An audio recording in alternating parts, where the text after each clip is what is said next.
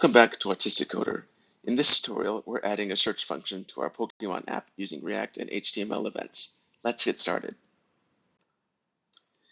In our last tutorial, we styled our Pokémon app and displayed data using a React table. Today, we're going to make the app interactive by adding a search bar and a search button. This will let users filter Pokémon data by name. Along the way, we'll also learn about HTML events and how they work in React. HTML events are actions that happen in the browser, like typing into a search bar or clicking a button. We can respond to or handle an event by assigning a function to the relevant HTML attribute of the relevant element.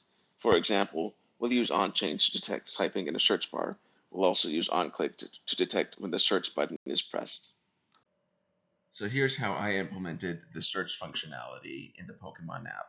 First, I created a state variable to save the search term.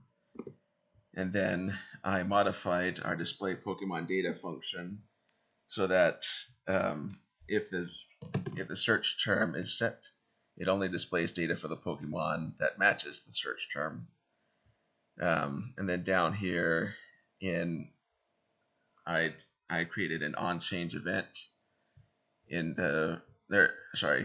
I created a text box with an onChange event to set the search term. And then I also have my button down here, my search button with an onClick event. And this displays and this calls the display Pokemon data function.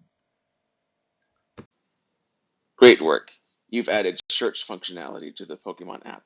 In the next tutorial, we'll explore more ways to enhance interactivity, like sorting Pokemon data. Stay tuned.